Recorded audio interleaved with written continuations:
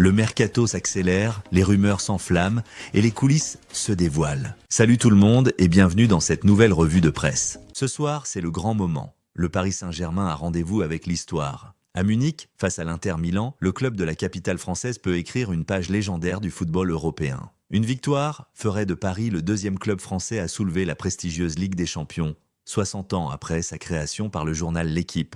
Mais cette finale représente bien plus qu'un simple trophée. Elle incarne l'aboutissement d'un projet entamé en 2011, au moment où le Qatar a pris les rênes du club. Depuis, plus de 2,2 milliards d'euros ont été investis pour transformer le PSG en une puissance européenne. Longtemps critiqué pour ses échecs répétés à ce niveau, le club parisien semble aujourd'hui plus proche que jamais de son but ultime. En face, l'Inter Milan n'est pas là pour jouer les figurants. Avec 3 Ligues des Champions au compteur, le club lombard est un monument du football continental. L'Inter compte sur une organisation défensive bien en place, une culture tactique héritée de décennies de compétition de haut niveau et des joueurs clés comme Barella, Di Marco ou Marcus Thuram pour faire la différence.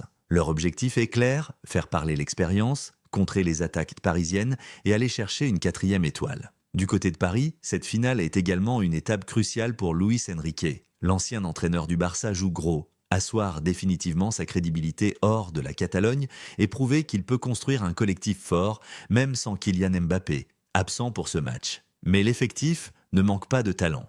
Une nouvelle génération emmenée par Ousmane Dembélé, Désiré Doué et Kvichak Kvaratskhelia symbolise un PSG rajeuni, plus technique, explosif et discipliné. La presse internationale braque ses projecteurs sur cette finale. The Mirror souligne l'impact économique et symbolique d'une victoire pour Paris. Un projet souvent qualifié de pharaonique, mais qui, cette fois, semble avoir trouvé l'équilibre. AS, de son côté, salue la reconstruction opérée par Luis Enrique, qui a recentré le projet sur le jeu collectif plutôt que sur des individualités. Quant à El Mundo Deportivo, le quotidien espagnol voit dans cette rencontre la finale de Luis Enrique, un homme qui a pris le pari risqué de relancer Dembélé et qui pourrait bien en récolter les fruits. Et justement, Ousmane Dembélé est l'un des grands enjeux de cette soirée. Auteur de 33 buts et 13 passes décisives cette saison, l'ailier français est aujourd'hui vu comme un prétendant sérieux au Ballon d'Or. Une performance exceptionnelle ce soir pourrait le propulser tout en haut. Paris préparerait d'ailleurs déjà une vaste campagne médiatique autour de lui si le club venait à s'imposer. Mais tout dépendra de ce match.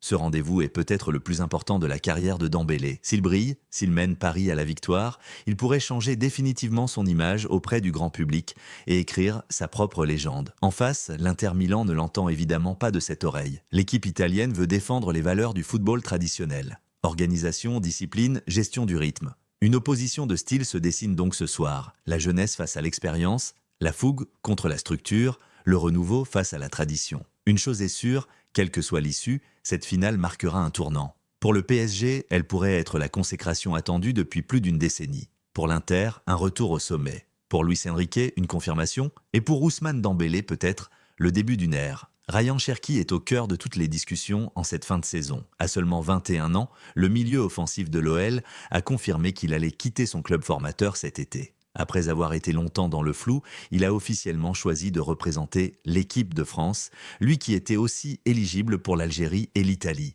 Il rejoindra les Bleus pour la demi-finale de Ligue des Nations face à l'Espagne. Cette saison, Cherki a brillé, 12 buts, 20 passes décisives en 44 matchs et une place dans l'équipe type de Ligue 1. Meilleur dribbleur et meilleur passeur du championnat, il s'est imposé comme l'un des talents majeurs du football français. Des performances qui n'ont pas échappé aux grands clubs européens. Parmi eux, Manchester City est passé à l'action. Le club anglais apprécie son profil de meneur de jeu et veut en faire un renfort clé. Selon plusieurs sources, les discussions sont bien avancées. Cherki aurait même échangé directement avec Pep Guardiola et donné son accord de principe au projet. City est désormais en pole position pour le recruter, malgré l'intérêt de clubs comme Liverpool ou le Bayer Leverkusen. L'opération pourrait rapporter environ 40 millions d'euros à l'OL. De quoi tourner une nouvelle page pour le club lyonnais et pour Rayan Cherki, prêt à s'envoler vers de nouveaux sommets en Premier League. Trent Alexander-Arnold débute sa nouvelle aventure au Real Madrid avec un message fort pour Xabi Alonso. C'est désormais officiel,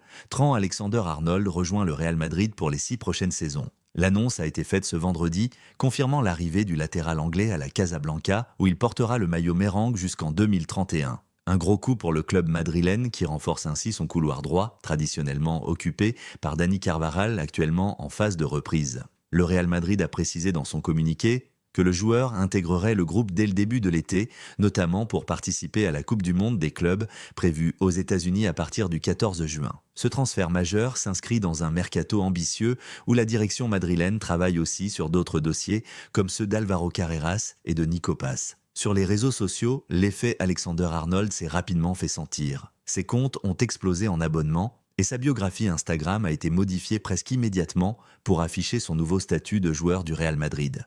Il n'a pas tardé à répondre aux nombreux messages de bienvenue. Mais ce qui a vraiment retenu l'attention des supporters, c'est son clin d'œil à Xabi Alonso, son futur entraîneur. Le club a publié une photo d'eux datant de la saison passée à Anfield et Alexander-Arnold a répondu simplement par un El Jefe, le chef en espagnol. Un message court mais symbolique qui en dit long sur son respect et son impatience de travailler sous les ordres d'une légende comme Alonso. Un grand merci d'avoir regardé. Abonne-toi si tu veux soutenir et ne rien louper des prochaines vidéos.